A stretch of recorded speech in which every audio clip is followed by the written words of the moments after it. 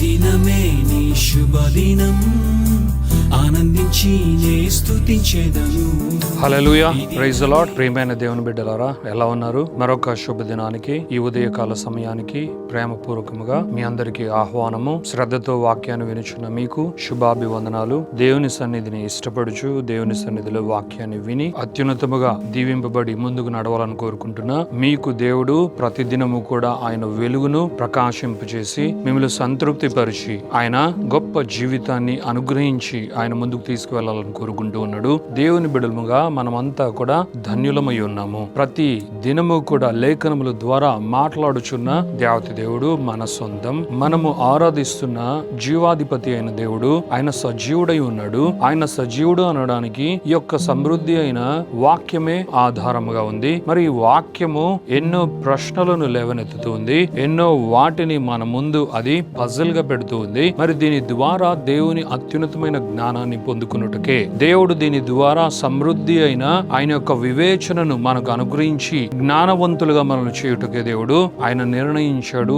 ఆయన యొక్క ఏర్పాటును బట్టి ఆయనకు మహిమ కలుగును గాక. మరి ఈ దినమున దేవుడు మన కొరకు ఆయన సిద్ధపరిచాడు.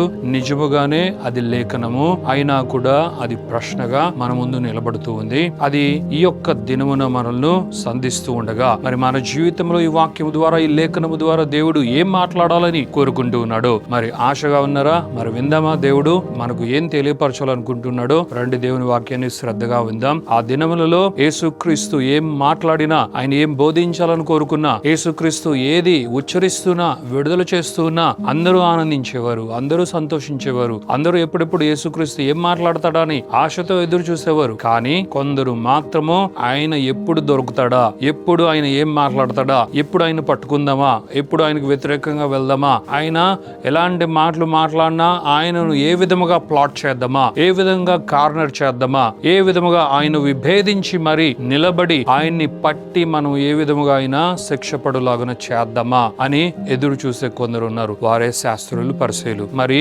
వీరు అనేక మార్లు యేసయ్య ఆ దినములలో బోధిస్తూ ఉండగా, యేసయ్య వాక్యాన్ని వెదజల్లుచూ ఉండగా యేసుకు వ్యతిరేకముగా వారు ప్రతి సమయమును కూడా నిలబడిన వారు. యేసయ్య భూమి మీద పరిచయం చేసేంత వరకు కూడా వారు ఆయనకు వ్యతిరేకముగా నిలబడిన వారే. మరి యేసుక్రీస్తు లేఖనముల ద్వారా ఒక చక్కటి వాక్యాన్ని ఆయన విడుదల చేశాడు. యేసుక్రీస్తు అంటూ ఉన్నాడు, ఎవరైనా సరే పాపములు క్షమించుట అన్నది సులభతరమా, లేదు అనంటే ఒకరిని స్వస్థపరచుట అన్నది సాధ్యమా అని ఒక ప్రశ్నను ఆయన లేవనెత్తాడు. చూద్దాము. లూకా రాసిన సువార్త 5వ అధ్యాయము 23వ వచనంలో యేసుక్రీస్తు ఇలా అంటూ ఉన్నాడు, నీ పాపములు క్షమింపబడి ఉన్నవని చెప్పుట సులభమా, నీవు లేచి నడువమని చెప్పుట సులభమా? యేసయ్య ఆ దినములలో ఇది ఆయన సంధించిన ఒక ప్రశ్న. ఈ ప్రశ్నకు ఇంత సమయం తరువాత కూడా ఈ వాక్యాన్ని విని, ఈ వాక్యాన్ని అన్వేషించి, ఈ వాక్యాన్ని చదువుచు దీని యొక్క పరిష్కారాన్ని, లేదు అంటే దీని యొక్క ఆన్సర్ ని, దీని సొల్యూషన్ ని, దీని యొక్క రెవల్యూషన్ ని పొందుకున్న వారు ఎంతో మంది ఉండగా, అయితే 80% కంటే ఎక్కువగా వాక్యాన్ని చదువుచున్న వారు ఇంకా దీని ఆన్సర్ ఏంటో, ఏ ఉద్దేశం చేత యేసుక్రీస్తు వాక్యాన్ని విడుదల చేశాడో తెలుసుకోని వారే చాలా మంది ఉన్నారు. ప్రియమైన దేవుని బిడ్డలారా, మరి యేసుక్రీస్తు ఈ యొక్క ప్రశ్నను ఆయన సంధించడం అన్నది నిజమే. కానీ యేసుక్రీస్తు ఇది ఎందుకు ఆయన మాట్లాడడం జరిగింది? యేసుక్రీస్తు చాలా గొప్ప ఉద్దేశంతోనే ఈ యొక్క ప్రశ్నను ఆయన వేశాడు. అయితే ఇది ఎక్కడ మొదలైందో కూడా మనము తెలుసుకునే ప్రయత్నం చేద్దాము. ఇది శాస్త్రులు, పరిసయ్యుల ద్వారా మొదలైన ఒక ప్రశ్న. మరి శాస్త్రులు, పరిసయ్యులు ఏమనుకుంటూ ఉన్నారు? దేవదూషణ చేస్తూ ఉన్న ఇతనికి ఏమి అధికారం ఉంది? ఏ విధముగా యేసుక్రీస్తు ఈ విధముగా ఇలాంటి మాటలు మాట్లాడతాడు? ఇలాంటి దేవుని రాజ్యానికి సంబంధించిన, లేదు అంటే జనులకు సంబంధించిన అనేకమైన వాగ్దానాలు కావచ్చు, ఇంకా ఏవైనా కావచ్చు, ఎలా మాట్లాడతాడు? ఎవరైనా ఎందుకు మాట్లాడతాడు? ఏంటి అసలు ఆయనకున్న అధికారం అని వారు లోపల సనుగుచు, వారు గొనుగుచు ఒక ఆలోచన వారు చేశారు. అదే యేసుక్రీస్తు పసిగట్టాడు. దేవుని నామానికే మహిమ కలుగును గాక. హృదయ ఆలోచనలు దేవుడికి మాత్రమే తెలుసు. హృదయ ఆలోచనలు దేవుని యొక్క సొంతమై ఉన్నాయి, అవి దేవుని వశమై ఉన్నాయి. మరి శాస్త్రులు పరిసయ్యులు అనుకునే ఈ ఆలోచనలు యేసయ్యకి ఎలా తెలుసు? ఆయన కూడా దేవుడు కాబట్టి, ఆయన దైవాంశ స్వరూపి కాబట్టి, దైవత్వం యొక్క పరిపూర్ణత పొందుపరచబడి ఉన్న వాడుగా ఈ భూమి మీద ఉన్నాడు. అయితే దానిని ఆయన ఎప్పుడు ఎక్స్ప్రెస్ చేయలేదు, కానీ ఆయన నిజముగా దేవుడే అనడానికి ఈ యొక్క విషయం కూడా మనం గ్రహించాలి. శాస్త్రులు పరిసయ్యులు లోపల వారు ఏమనుకుంటున్నారో దానిని కూడా గ్రహించిన వాడు యేసుక్రీస్తు. మరి వారేమనుకుంటున్నారో మనం చూద్దాం. శాస్త్రులను పరిసయ్యులను దేవదూషణ చేయుచున్న ఇతడెవరు? దేవుడొక్కడే తప్ప మరి ఎవడు పాపములు క్షమింపగలడని ఆలోచించుకొనసాగిరి. దేవుని నామానికే మహిమ కలుగును గాక.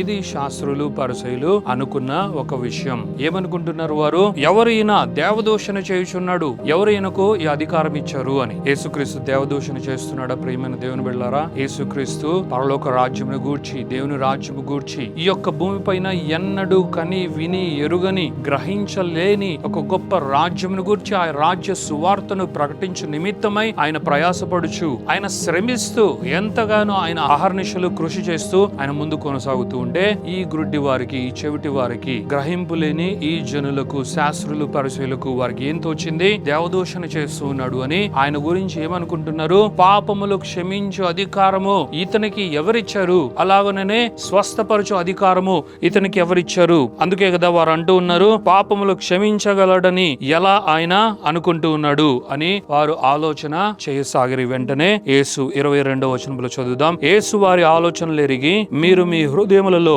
ఏమి ఆలోచించుచున్నారు? హల్లెలూయా. దేవుని నామానికే మహిమ కలుగును గాక. వారి ఆలోచనలు వారు చేసుకున్నారు. యేసుక్రీస్తు కూడా ఏమంటున్నాడు? ఆయన ఏ ఆలోచనలు మీరు చేస్తున్నారు హృదయంలో అనగానే, అక్కడున్న మాక్సిమం పీపుల్ కి అది అర్థం కాకుండా పోయి ఉండొచ్చు, కానీ ఎవరు ఆలోచించారో వారికి మాత్రం తెలుసు. ఎవరు ఆలోచించారు ఇక్కడ?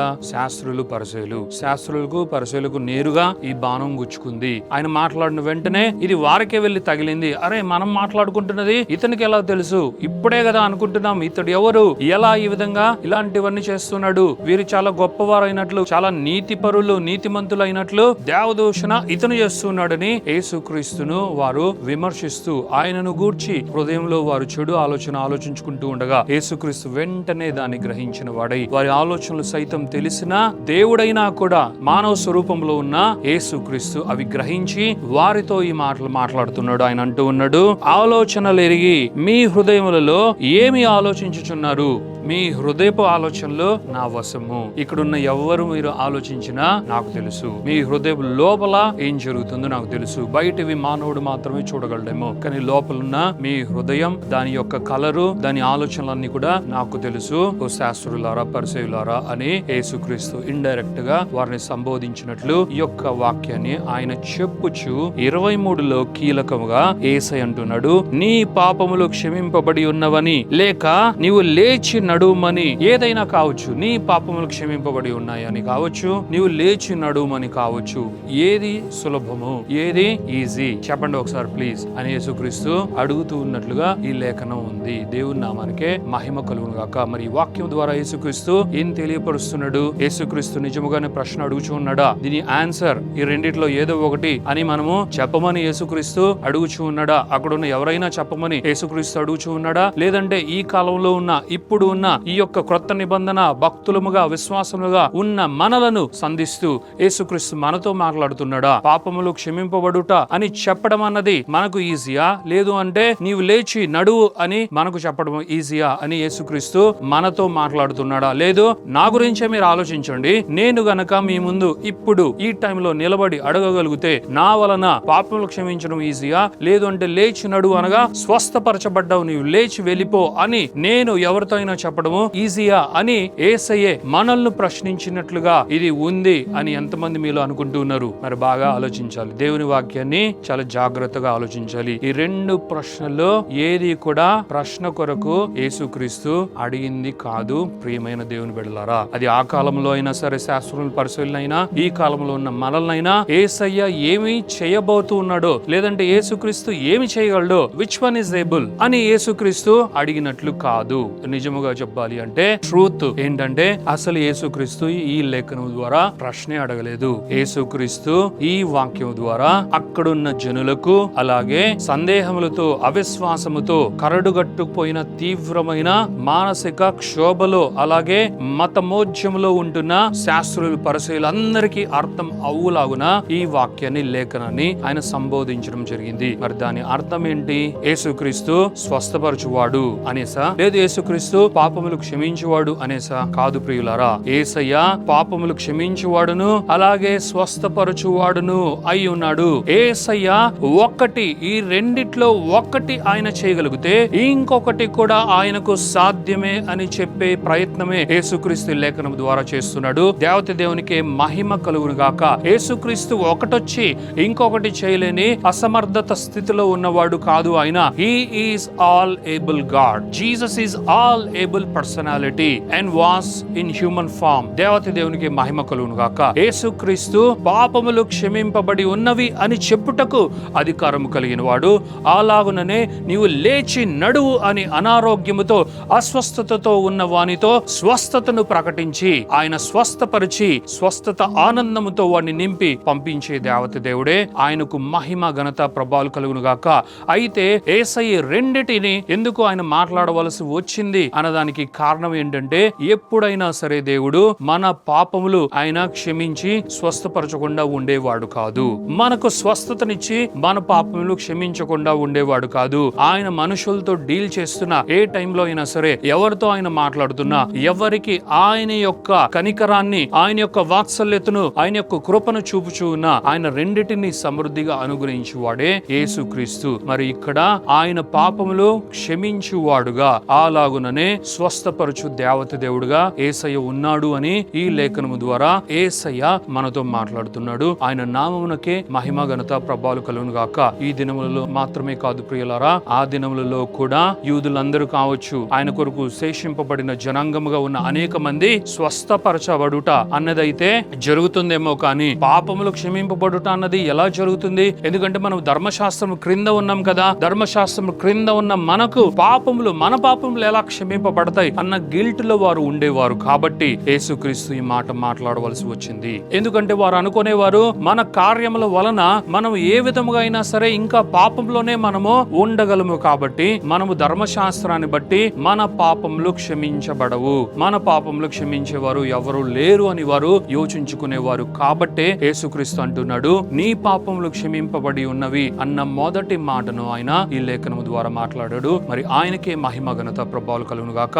ఆ విధముగా ఆ రోజులలో శాస్త్రులకు, పరిసయ్యులకు, అలాగే చుట్టూ ఉన్న జన సమూహం అంతటికి కూడా ఈ గొప్ప సందేశాన్ని యేసయ్య అనుగ్రహించాడు. మరి ఆయన నామానికి మహిమ కలుగును గాక. అంత మాత్రమే కాదు ప్రియమైన దేవుని బిడ్డలారా, ఈ దినములలో కూడా క్రొత్త నిబంధన, నూతన నిబంధన భక్తులుగా ఈ 21st సెంచరీలో ఉన్న ఈ కాలంలో కూడా maximum people, maximum churches global గా, అది ప్రపంచవ్యాప్తంగా అందరూ కూడా స్వస్థపరచబడడం అయితే ఓకే, కానీ పాపములు క్షమింపబడడం అన్నది యూదుల కాలంలో ఏ విధముగా ఉందో ఆపోజిట్ గా ఈ కాలంలో అనేక మంది అనుకుంటూ ఉన్నారు. పాపములు యేసయ్య ద్వారా క్షమింపబడ్డాయి. ఎందుకంటే యేసుక్రీస్తు శిలువ కార్యాన్ని చేశాడు, యేసయ్య గొప్ప కార్యాన్ని చేశాడు, ఆయన విమోచన కార్యాన్ని చేశాడు. కాబట్టి పాపములు అయితే క్షమింపబడ్డాయి. అయితే స్వస్థపరచబడడం అన్నది అది జరుగుతుందా? ఆయన స్వస్థపరచుటకు, నా జీవితంలో ఆయన స్వస్థత అనుగ్రహించుటకు ఆయన విల్ఫుల్ గా ఉన్న దేవుడేనా? నన్ను నిజముగా బాగు చేస్తాడా? నన్ను స్వస్థపరుస్తాడా? 1, 2 అయితే ఓకే, కానీ మూడోది ఎలా చేస్తాడు అన్న ఒక డేంజరస్ సిచ్యువేషన్ లో, లేదు అంటే ఒక నిస్సహాయతలో సార్వత్రిక సంఘం ఉంది. దీని ద్వారా మనం అదే నేర్చుకోవాలి. మరి ఇది ఇలా ఉండగా యేసుక్రీస్తు ఫైనలీ 24వ లేఖనములో ఆయన ఇలా అంటున్నాడు, అయితే పాపములు క్షమించుటకు భూమి మీద మనుష్య కుమారునికి అధికారము కలదని మీరు తెలుసుకొనవలను అని వారితో చెప్పి, పక్షవాయువు గల వానిని చూచి నీవు లేచి నీ మంచం ఎత్తుకుని నీ ఇంటికి వెళ్ళుమని నీతో చెప్పుచున్నానెను. దేవత దేవునికే మహిమ కలుగును గాక. యేసుక్రీస్తు కేవలము ఒక స్పీచ్ ఇచ్చి, ఒక గొప్ప ఎక్స్ప్లెనేషన్ ఇచ్చి ఇక అక్కడ నుండి ఆయన వెళ్ళిపోయిన వాడు కాదు, కానీ ఆయన ఆశ్చర్య అద్భుత కార్యాలు చేసిన దేవత దేవుడు. ఆయన నామానికే మహిమ ఘనత ప్రభావాలు కలుగును గాక. యేసుక్రీస్తు కేవలము ఈ యొక్క ప్రశ్నను సంధించి దానికి సంబంధించిన జవాబునో, లేదు అంటే దానికి సంబంధించిన పరిష్కారాన్నో వారికి చూపి చెప్పి అక్కడి నుండి వెళ్ళిపోయిన వాడు కాదు. ఆయన ప్రభావమును, ఆయన శక్తిని ఆయన ఫిజికల్ గా మేనిఫెస్ట్ చేసిన దేవుడు, వారికి కనుపరిచిన నిజ రక్షకుడు, నిజమైన స్వస్థపరచు దేవుడు, నిజముగా పాపములు క్షమించుటకు ఆయనకు అధికారము కలదు అని తన్ను తాను రూఢిగా కనపరుచుకున్న దేవత దేవుడే యేసయ్య. ఈ సందర్భముగా ఆయన 24వ వచనంలో చెప్పినట్లుగా నిజముగానే ఆ పక్షవాయువు కలిగిన వానిని స్వస్థపరిచాడు. నీవు లేచి నీ యొక్క పరుపునెత్తుకుని నీ మంచమునెత్తుకుని వెళ్ళు అని చెప్పిన వెంటనే ఆ పక్షవాయువు కలిగిన వాడు స్వస్థపరచబడ్డాడు. దేవత దేవునికే మహిమ ఘనత ప్రభావాలు కలుగును గాక. నిజమే, యేసయ్య ఈ భూమి మీదకి మానవ స్వరూప్యంలోనికి దిగి వచ్చిన వాడు. యేసుక్రీస్తు మానవ స్వరూపంలోనే ఉన్నాడు, కానీ ఆయన దేవుడే, పరిపూర్ణమైన దైవత్వం ఉన్నవాడే. యేసుక్రీస్తు పాపములు క్షమించుటకు ఆయనకు శక్తి ఉంది, ఆయనకు అర్హత ఉంది, ఆయనకు అధికారం ఉంది. అలాగుననే స్వస్థపరచుటకు కూడా సిద్ధముగా ఉన్నవాడే యేసుక్రీస్తు. మరి అది ఆయన చేసి చూపించాడు. ఆయన నామానికే మహిమ ఘనత ప్రభావాలు కలుగును గాక. ఈ యొక్క వాక్యం ద్వారా మీరు దీవింపబడ్డారని ఆశిస్తూ మరింతగా దేవుని యొక్క మర్మయుక్తమైన లేఖనములను మీరు ధ్యానిస్తూ మీరు ఎంతగానో ముందుకు వెళ్ళగలరని ఆశిస్తూ ఈ యొక్క వాక్యం మీ హృదయములలో ఫలించి దీవింపబడును గాక. ప్రార్థించుకుందాం. Thank you father, thank you Jesus, thank you holy spirit God. దేవ మీకు వందనాలు, యేసయ్య మీకు వందనాలు, పరిశుద్ధాత్మ దేవ మీకు మహిమ ఘనత ప్రభావాలు చెల్లిస్తూ యేసు నామములో మా ప్రియమైన బిడ్డలందరినీ బ్లెస్ చేస్తున్నాం. లూక్ చాప్టర్ 5:23 ద్వారా ఇదిగో లూకా సువార్త 5వ అధ్యాయము 23వ వచనము ద్వారా మీరు మాతో మాట్లాడారు. నిజముగానే యేసయ్యకు నాయన పాపములు క్షమించు అధికారము కలదు, అలాగే స్వస్థత పరచు అధికారము కూడా కలదు. పాపములు క్షమించు నాయన పరిహార నాయన బలిగా యేసయ్య అయ్యాడు. అలాగుననే నాయన ఆయన గాయములు నొందినదే నాయన ప్రతి ఒక్కరిని స్వస్థపరచుటకే. కావున ఇదిగో తండ్రి నాయన, ఇదిగో తండ్రి రక్షణ యేసయ్యే, స్వస్థత కూడా యేసయ్యే అని ఈ దినమును తెలుసుకునే కృపను ఆయన మీ బిడ్డలందరికీ మీరు దయచేసినందుకు మీకు మహిమ ఘనత ప్రభావం చెల్లిస్తూ యొక్క ప్రార్థన స్తుతి ఆరాధన యేసు పరిశుద్ధమైన నామములో నాయన ఇదిగో తండ్రి ప్రార్థిస్తూ ఎందరైతే వారి పాపములు క్షమింపబడాలి అని ఆశపడుతున్నారో ఈ దినముననే వారి పాపములు క్షమింపబడును గాక. అలాగుననే స్వస్థత నొందాలి అని ఆశపడుచున్న విశ్వాసం కలిగి ఉన్న అనేక మంది ఇప్పుడే ఈ దినముననే యేసయ్య గాయముల చేత, యేసయ్య గాయముల ద్వారా నేను స్వస్థత నొందితిని అని విశ్వసించి స్వస్థత పరచబడిదుగాక, స్వస్థత నొందిదుగాక. పరిశుద్ధాత్మ అభిషేకపు శక్తి ద్వారా వారి జీవితంలో యేసు నామములో కార్యం జరుగునుగాక తండ్రి అని పలుకుచు బ్లెస్ చేస్తూ ఈ యొక్క ప్రార్థన స్తుతి ఆరాధన మీకే చెల్లించి వేడుకొనుచున్నాము తండ్రి. Amen, amen, amen.